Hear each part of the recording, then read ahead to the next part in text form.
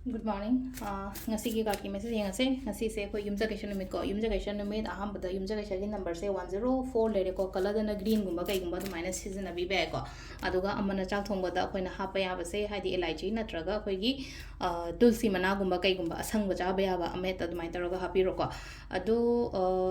yumja question gumba se haidi sum yumja question gi tips or natraga sum kaino kaino taw ba ya ba haira ga de ko haidi pambi gumba tha ba khot ba se yari ngai hai tare ko haidi yumja question gumba tha biyo aduga angang like tamba leiragadi ko imungda like shu tamba ko angang gumba leiragadi angang da oina thahan bado maka hadi khitang doi ta so pahen bani khangde amani khangde yahon bani khangde ko maina hadi plantation gumba to ko pase growth leina ko pambi haragadi pambi do ngasai growth lag matam da hadi angang do so growth gumba kai gumba do maina lakani na ko adugi wakalon da ni ko ina mayam da haijoi se ko adu sima to bi be ko sum no mo gi tips macha macha sum ai ningjang agadi leina ko hadi card wari lina hai tara ko dum ai haijoi se ko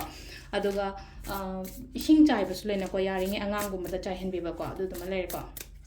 ado sida card om tang thok jar ko adu gi matung da time so hai jara ge ko sele ko hamba card number 1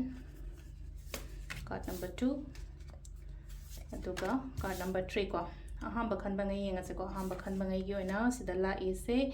9 of cups and like on 9 of cups aina khan ba aina ningi ba kholi ba mayam do thung bo oi bodo adi keno ma ainga si keno ma pot ma ningi hara ga di aina ai wish to fulfill oi ba khot pa mai taroga like ko sele se ko problems ai ram ba kholam ba le ra ka su ko problems to loina lei ho ba maning da ko ma se am harau na ma khak lei no ko hadi mi se chong ga kholaga mai tar lei se hadi koina keno ma to matam da aina ning ba do thunga de ma ka harau bani khangde chong bani khangde amani khangde mai taroga do ni ko silai se ko ana sile isam samna ha ba aina khan ba aina ning ba phang ba mai na oina oi ba do ko silai se ko aduga ani shu ba ko ani shu ba sna khudong cha ba haras ne ko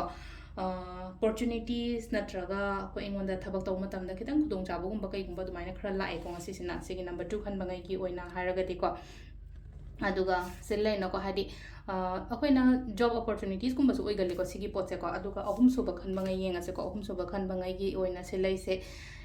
keno tawra khatang leina ko pen da ba khota ba khara lei ko ngasi jen thai noi ta ba do ma ga pen da ba hara ga sum ne khan ba khot pa sum oi da wai ta mak ta hadi ngarang se keno ma hadi aina khan ba ma hadi ning ba ma hadi thung de na khala se ba ngasi pha ba dum unga ga lei ba khop ko lei ga no ko mai na lei bi ga no yara ga di hadi sum se lei na ko hadi ngarang ya gi dre na ngasi yaro he ba di lei te da na ko adu si sina khoi gi card ki message le ko timing se mari ga mini fu daina pung tare ka mi yang khai taru phang le ko se na ayu kini ko aduga mapan ga mini kuntra mari da gina 38 ga mini 32 phang le re ate yung pung ani ga mini ko ni pan daina keno gi akhoi gi nundin gi ko nundin nung da wairam gi manga ga mini fu mari phang le ko aduga nung dang gi na tare ka mini manga daina 38 ga mini 38 phang le ko aduga